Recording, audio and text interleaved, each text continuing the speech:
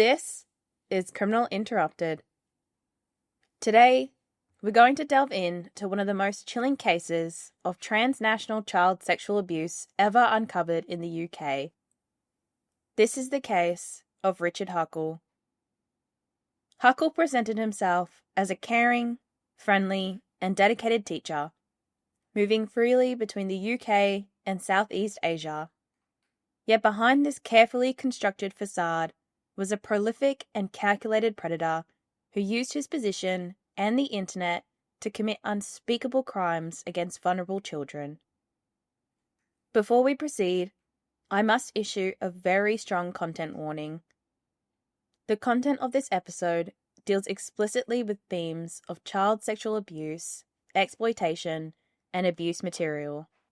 Listener discretion is strongly advised.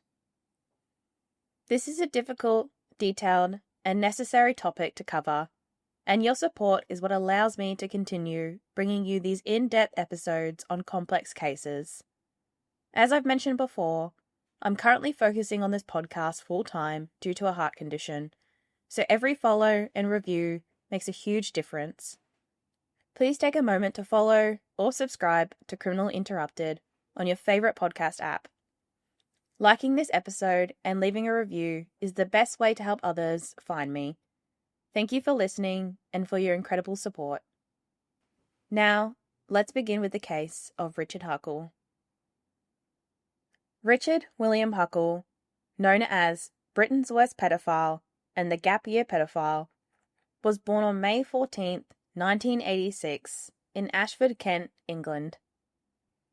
He was raised in an ordinary, middle-class family by his parents, Edwin and Christine, in an area that was seeing a boom thanks to its role as a key railway and international station hub.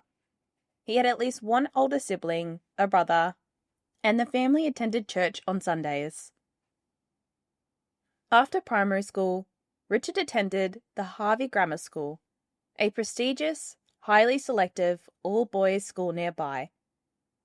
Classmates described him as detached, a loner, and he was even subjected to bullying. He committed a few petty crimes, like selling counterfeit Pokemon cards.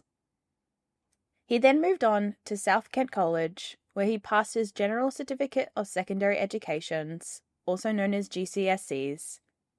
For listeners in Australia like me, this is a major set of examinations taken around the age of 16, typically the end of compulsory secondary education.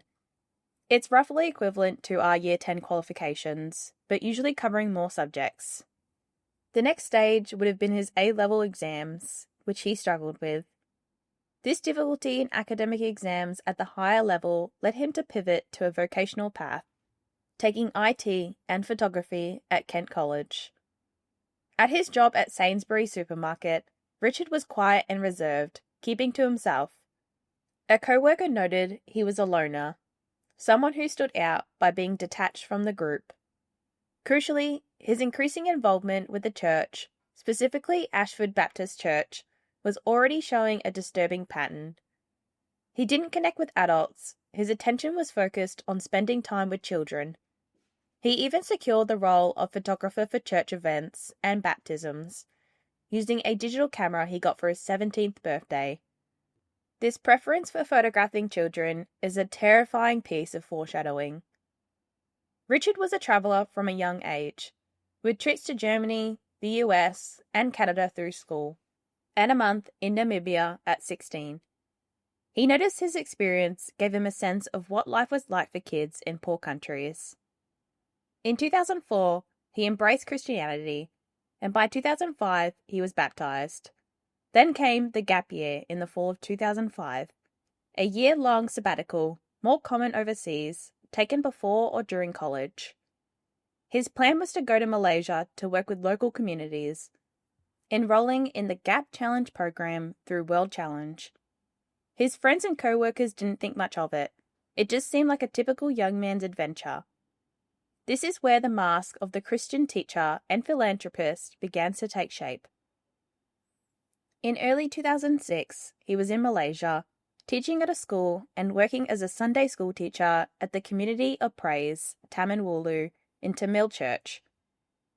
He became passionately fond of the Tamil culture, learned to read the characters, and slowly started learning the language. He took trips to Brunei and Cambodia, the latter being the place where investigators later believe his abuse of children likely began in 2006. By 2008, Richard made the transition to professional teacher. He took a short course at the British Council in Kuala Lumpur, earning the Certificate in English Language Teaching to Adults, also known as the CELTA. This made him qualified to teach English as a second language to students globally. But he didn't seek out adults. This was the most chilling, calculated move. Richard intentionally decided to use that certification to move into poor communities to work with children. Once Richard Huckle was in Malaysia and had obtained his teaching certification, the true, horrifying purpose of his mission became clear. He wasn't there to help, he was there to exploit. Huckle's methodology was calculated and predatory. He deliberately sought out and embedded himself in impoverished, vulnerable communities, often targeting poor Christian families in Kuala Lumpur. He knew that in these impoverished neighbourhoods, a Christian teacher arriving with an official-sounding certification and offers to take children for ice cream and tutoring would be welcomed with open arms and, more importantly, trusted. He leveraged the family's poverty, his own perceived wealth and status, and his Christian cover to gain access to dozens of vulnerable children over the next several years. He reportedly bragged online that, quote, impoverished kids are definitely much easier to seduce than middle-class Western kids, end quote. This depravity began early. On his first trip to Cambodia, he had unsupervised access to two young sisters, aged 4 and 6. He returned to Cambodia in 2007, staying with the same family and continued to work as a volunteer teacher, and this was just the beginning. Huckle didn't discriminate by gender or age. Over the next 8 years, he would target and abuse children entrusted into his care, boys and girls ranging from babies to 12-year-old preteens. Richard's youngest victim was just 6 months old. A few years later, in 2011, he moved to Kuala Lumpur to study IT at the Kuala Lumpur Metropolitan University College. He began working as a freelance photographer, advertising his services on Facebook. His professional page promised to, quote, capture the true feeling and emotion of my subjects to produce the most natural-looking pictures, end quote. This photography was his cover and his primary tool. He was hired for children's birthday parties and would then offer to take the children home afterwards, posting the pictures of young kids on Facebook. Even some former classmates noticed that these images were oddly suggestive, noting he would pose even very young children to look and act like adult models. The warning signs were visible. Richard often took the young children he worked with to church with him, even without their parents. After one service, he was confronted by the pastor, who demanded to know why he was always with young children unaccompanied. When Richard insisted he had their permission, the pastor stood firm, insisting the children's parents must accompany them. It was clear to Richard that this pastor was onto him. He felt uneasy and sensed something was very wrong. Richard stopped attending that church for several months, yet he eventually went back, bringing more children with him without their parents. Without clear proof of wrongdoing, the pastor felt tragically powerless to do anything more. Richard was very active online, as most predators are. His most popular username was Huckle. As a moderator for a forum on SimTV, he would argue with other users, which users thought Richard was arrogant and actually wanted him removed from the site. He also spent a lot of time on Trek World, which is a tourist website commenting on pictures posted by fellow travellers. Some of these pictures were legal shots of nude or semi-nude children from villages and poor communities across the world. Richard would comment on these pictures. For example, there's this picture of 2 young boys, and he comments, quote, I did wonder about his private parts until I read the caption, though I personally feel there's little offence and natural nudity. Still, nice photo though. Cute, smiley, happy children, end quote. Richard was also a prominent and active member of a large network of pedophiles on the dark web called the Love Zone. Through the Love Zone, he posted descriptions of his abuse, along with photos and videos of him raping young children. He would film these disgusting acts and post them online for other pedophiles on the website to use for themselves. Richard abused some of his victims for years. One young girl was his victim from the age of 5 to 12, and he wrote a comment about her on the Love Zone saying, quote, "It's quite amazing to have stuck with the same child lover for so many years, and I hope from the images you have seen and enjoyed watching her grow," end quote. He then went on to say in that post, quote, "It's not often in child porn you can compare the bodies of a 5-year-old and a 12-year-old that are the same girl. I'm sure I'll have plenty more sex with her in the future," end quote. In another post, he talked about abusing 4 young girls from the same family. And the way that he talked about young children was beyond disgusting. He'd say things like he hit the jackpot, that a 3-year-old girl was as loyal to him as a dog, and that nobody seemed to care. In another post he said, quote, "Sex with a 3-year-old has become boring," with a smiling emoji afterwards. He also talked about how impoverished kids are definitely much easier to seduce than middle-class kids. Even more disturbing was the discovery that Huckle was attempting to normalize and professionalize his horrific lifestyle. Investigators found a draft manuscript on his laptop, a manual he was preparing for publication on the dark web, titled Pedophiles in Poverty, Child Lover Guide. This was a monstrous guide rooted in his chilling experiences and observations, which promoted child sexual abuse tourism. In the manual, Huckle offered tips on how to identify victims in impoverished areas, exploit the family's poverty and religious beliefs to gain access and trust, and to avoid detection by authorities.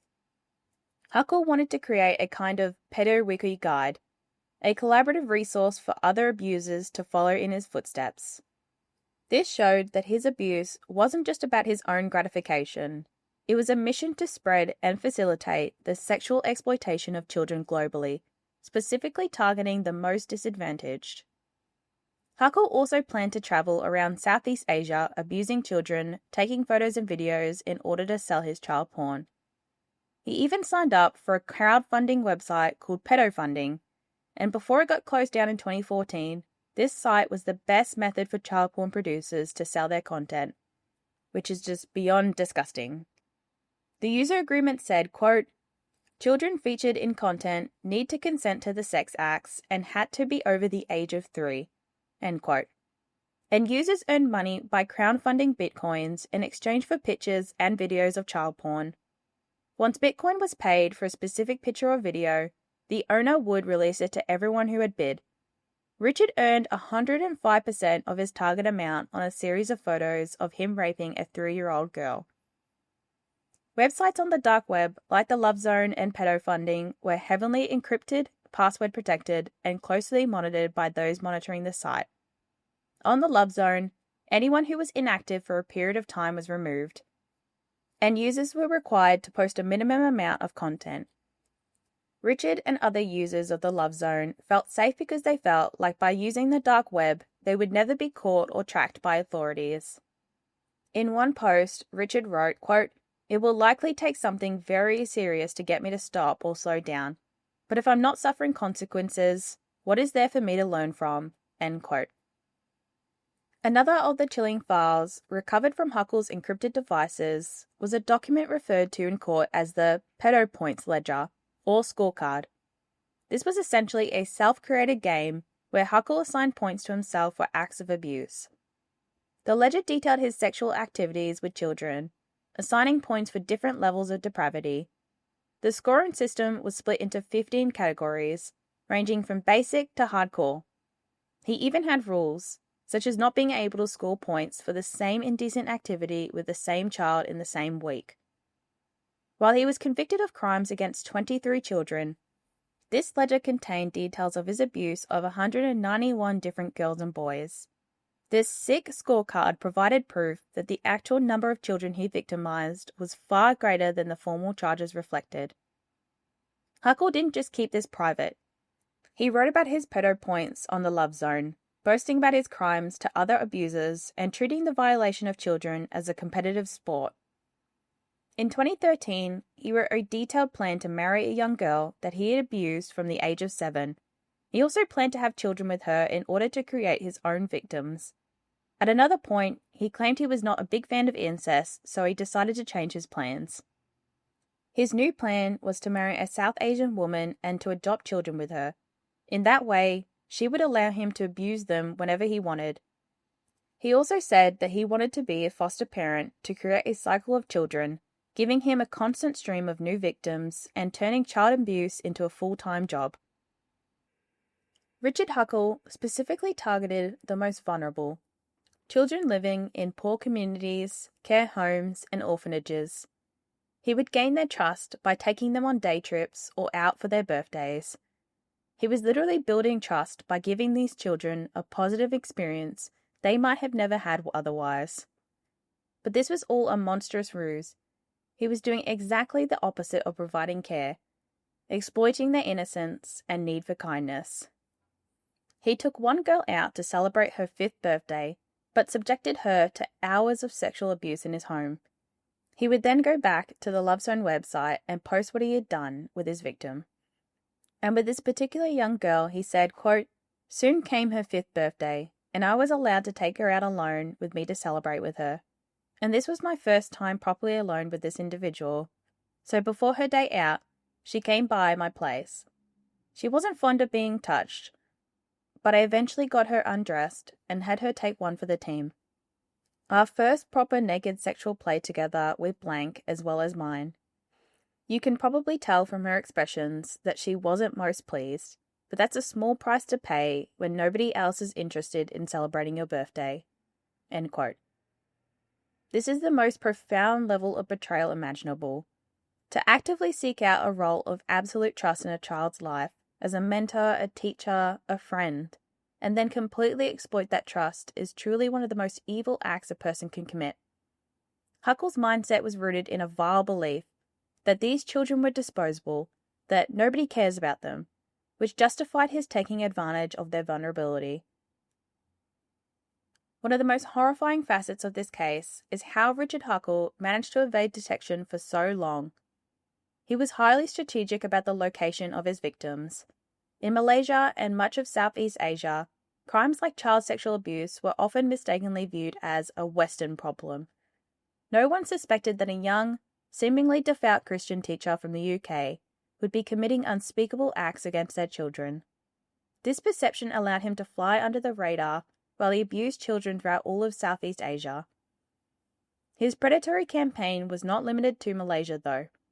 In 2013, Huckle sought to expand his operations to India, targeting one of the most vulnerable populations of all, children in care.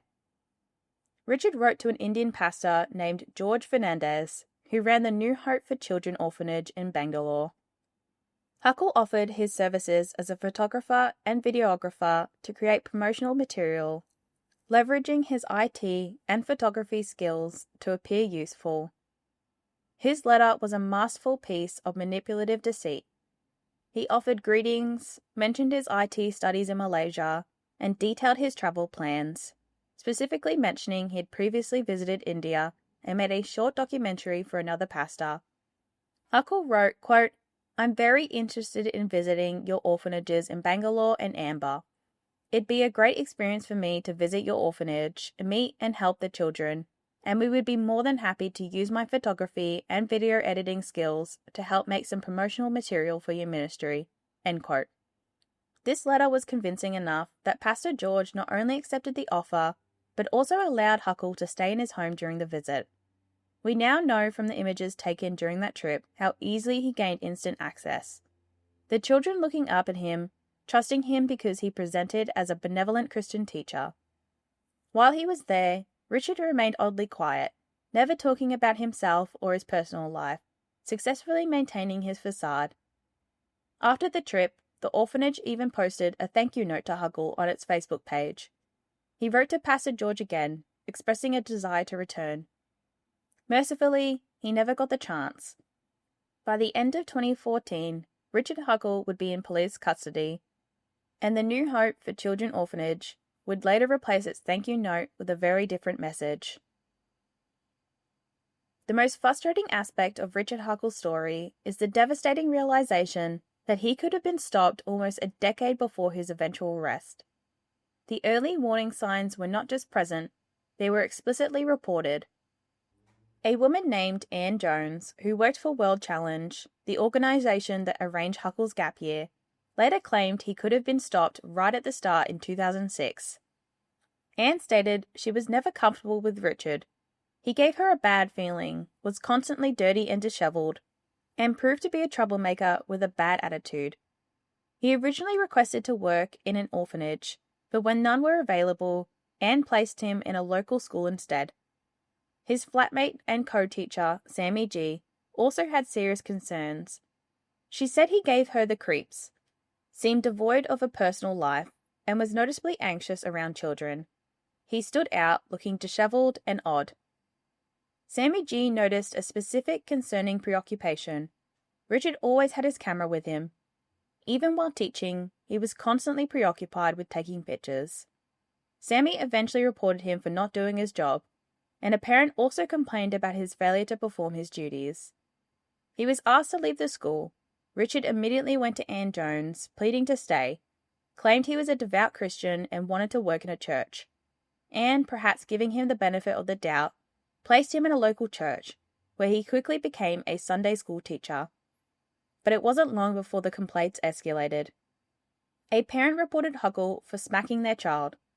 Other parents said he was violent and forcibly removed children from the classroom. Anne met with the pastor and his wife, and they agreed Richard had to be fired and sent home. Anne told him to leave the Gap Challenge program. But here's the critical and maddening point of failure. Within a week, Richard Huckle was reinstated. Anne didn't know why until years later, but that simple act likely made Huckle feel invincible, giving him the boldness and carelessness to escalate his crimes. Red flags were everywhere. Parents were reporting abuse, and yet he was not kicked out or sent home. His image as a devout Christian seemed to shield him, leading to what Anne Jones now lives with as the crushing guilt of all the children abused by Richard Huckle. It would take nearly a decade and an international policing effort to finally stop him. In 2014, Richard Huckle was finally back on someone's radar as an abuser, thanks to a specialised unit, Task Force Argos, in Australia's Queensland Police Service. Argos spent 10 months investigating child pornography rings on the dark web. Their target was the founder and administrator of the vile website The Love Zone. Investigators noticed the founder used a unique greeting, Hyas, spelled Hyas. This led them to a fake profile created to befriend children online, which also used that unique greeting. Scouring the profile, an officer found a license plate number on a pictured vehicle, leading them to an Adelaide care worker named Shannon McCauley. When police searched McCauley's home, they found him logged into the Love Zone. By matching a freckle on his finger to a man abusing a child in an uploaded video, they identified McCauley as the site's administrator. Once McCauley was in custody, police gained full access to the website, performing a massive sting operation. They posted as McCauley to keep the account active, which allowed them time to identify more predators and victims, ultimately rescuing 85 children and arresting hundreds of pedophiles. One of the most sickening and prolific users they identified was Richard Huckle. They tracked his real identity and found he posted on Facebook that he was going home to England for Christmas. On December 19, 2014, officers from Britain's National Crime Agency met Huckle at Gatwick Airport and arrested him. They started searching his devices and found 20,253 indecent photos and identified 29 victims, though they believe the total number of victims and content was much higher. On one series alone, there were 249 pictures of Richard raping a young girl with a bottle. Richard Huckle, the total coward, refused to help police access his encrypted hard drives or answer questions, denying all accusations. Since he had no prior criminal record, he was initially released on bail into his parents' custody. The next day, Huckle's Christian parents were horrified when he finally admitted to his mother that he'd been sexually involved with children aged 3 to 13. They immediately called the police and demanded he be removed from their house. They then sold their home and disappeared, with his sister-in-law stating, quote, "None of us ever want to see Richard again," end quote. In January 2015, Huckle was arrested again and denied bail. From jail, he sent a chilling message to his best friend, quote, "Life as I know it is over. This arrest has broken so many hearts," end quote. He was charged with 91 counts of child abuse, including rape of a child under 12, digital penetration, and creation of child pornography. The pedophile manual he wrote was described in court as a, quote, "truly evil document," end quote, telling and enabling other predators. Huckle was transferred to the maximum security Her Majesty's Prison, Belmarsh. At the first hearing in January 2016, the 91 charges against him took over an hour to read. Huckle initially pleaded not guilty to all 91 counts of child abuse. The prosecution was led by Brian O'Neill, Queen's Counsel, a designation for a lawyer with the highest level of legal expertise, with Richard being represented by another Queen's Counsel, Philip Sapsford. Crucially, Huckle was prosecuted under Section 72 of the Sexual Offences Act 2003. This is a rarely used provision that allows British nationals to be convicted in the UK for sex crimes committed in other countries. Richard Huckle was only the 7th person ever to be prosecuted under this section, and the scale of his charges was, by far, the most serious ever seen under the legislation. Prosecutors planned to present the evidence in 3 separate trials, believing that the material was simply too graphic and horrifying for one jury to study in its entirety. What is noteworthy, and a testament to the trauma he inflicted, is that none of the victims were ever brought forward to speak during the trials. The prosecution had decided that the evidence from his hard drives was so overwhelming and the acts he committed so graphic that they could secure a conviction without forcing these already deeply traumatized children to relive their experiences in court. They had more than enough evidence. The next hearing was in April 2016. At this point, Huckle was given the chance to see the full, indisputable weight of evidence the police had recovered from his devices. The pedo points ledger, the 20,000 images, and the video evidence were laid bare. Once he saw the evidence against him, Huckle's tune changed dramatically. He dropped his cowardice and denial and pleaded guilty to 71 charges, including 14 counts of rape of a child under 12, 31 counts of sexual assault against a child under 12, 13 counts of taking and making indecent images of children. Prosecutors requested the additional 20 charges lie on file, meaning they could be pursued later but were unnecessary at the time, as many of the admitted charges already carried a maximum life sentence. Judge Peter Rook granted the request, acknowledging that pursuing them was not in the public's interest. The sentencing phase lasted 3 days, and Huckle was officially sentenced on June 6, 2016. During the sentencing hearing, Richard Huckle, ever the master manipulator, had his lawyer read a statement on his behalf. Huckle claimed he didn't understand how serious his crimes were, stating he had, quote, misinterpreted attention, end quote, from children because he was insecure with women and immature. He was also quoted as saying, "I had hoped to escape this mundane life of solitude in the UK, yet was overwhelmed by the attention I received in Malaysia. I completely misjudged the affections I received from these children. My low self-esteem and lack of confidence with women was no excuse for me to use these children as an outlet." End quote. He closed by claiming to be truly remorseful and eager to rehabilitate, stating, quote, "I don't want to become a martyr to sex tourism in Malaysia." End quote. I want to give credit where it's due. Both of Richard's parents bravely came out of hiding to make witness statements supporting the prosecution's case against their son. Meanwhile, Huckle's lawyer, Philip Sapsford, had the audacity to ask for leniency, citing Huckle's lack of prior convictions, his young age when the crimes began, and his supposed remorse. The prosecution immediately countered by reminding the judge of the pedo points ledger, the fact that Huckle tracked, scored, and boasted about abusing over 200 children, That sickening scoring system completely negated any claim of remorse. Judge Peter Rook, QC, clearly wasn't buying Huckle's performance. The judge spoke directly to Huckle before delivering the sentence, famously stating, quote, "It is very rare indeed that a judge has to sentence sexual offending by one person on such a scale as this. In my view, you may well harbour feelings of regret, but there is no feeling of genuine remorse in this case." End quote. The judge gave Huckle 23 life sentences, one for each proven victim, which was later amended to 22. He was given a minimum prison term of 25 years before he could apply for parole, which is crazy to me.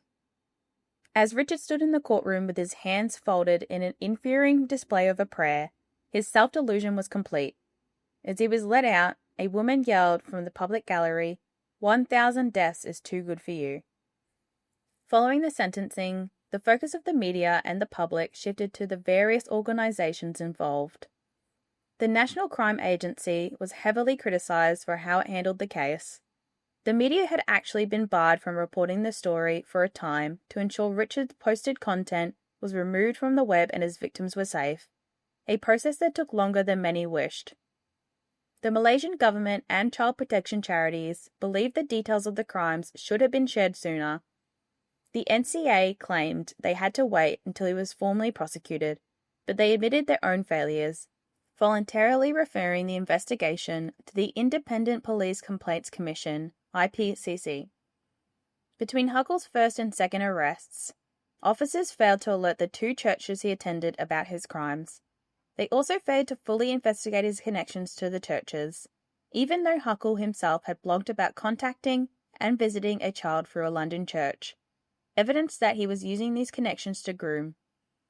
The Malaysian government also faced intense scrutiny for the lack of strong laws around child pornography and abuse, with organisations calling for both to be made much more serious crimes. The media joined the calls, stating that Huckle's punishment wasn't severe enough, lamenting that this monster could be out in 24 years.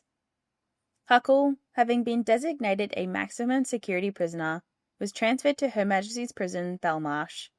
While serving time there, a disturbing detail emerged. He allegedly had a sexual relationship with fellow inmate Stephen Port, known as the Grinder Killer, who murdered at least 4 men. This relationship, which reportedly took place in open areas and was an open secret in prison, led to Huckle being moved to Full Sutton Prison. His time in prison, however, would be short. Richard Huckle was transferred to Full Sutton Prison, a maximum security prison in East Yorkshire. On October 13, 2019, Richard Huckle's horrific life came to an end inside his prison cell. He was 33 years old. Huckle was tortured and murdered by a fellow inmate, Paul Fitzgerald, a man 29 years old at the time. The details of the murder are brutal. Fitzgerald was with Huckle for over an hour before guards found the cell covered in blood. Huckle had been tied up and gagged. Fitzgerald then subjected Huckle to a prolonged and savage attack, using makeshift weapons, including repeatedly strangling him with an electrical cable or guitar string, beating him, and stabbing him over 22 times with a melted toothbrush shank. He then raped Richard and inserted a kitchen utensil into his anus. He broke his jaw and shoved a blade attached to a pen through his nostrils and into his brain. And when the guards found him, Paul was straddling Richard's body, and the cell was covered in blood. Fitzgerald was later charged with murder in January 2020. During the court case, he made the sickening claim that he wanted to cut off Huckle's body parts to cook and eat them, and openly stated that this murder was poetic justice for the crimes Huckle committed against children. After barely an hour of deliberation, the jury found Paul Fitzgerald guilty. He was sentenced to life in prison with a minimum term of 34 years. The news of Huckle's violent end sparked a fierce public debate. Many people felt that Richard Huckle had simply met his karma, that he got exactly what he deserved. It is a natural, visceral reaction to feel that a monster who inflicted such widespread, deliberate, and extreme trauma should face a severe, non-negotiable end. Huckle was a predator who had meticulously tracked and abused over 100 children, proving himself beyond rehabilitation. But regardless of how we view the final act of violence committed against him, His death does not and cannot take away the profound pain, trauma, and lasting scars he inflicted upon every single one of his victims. He left behind a trail of emotional destruction against dozens of children across Southeast Asia, and that is his true legacy. Richard Huckle's story is a chilling reminder of how predators use trust, technology, and systematic failures to operate on a terrifying global scale. It is a story about the devastating cost of ignoring red flags, the incredible dedication of international law enforcement like Task Force Argos, and the ongoing necessity of protecting the most vulnerable in our global communities. Thank you for listening.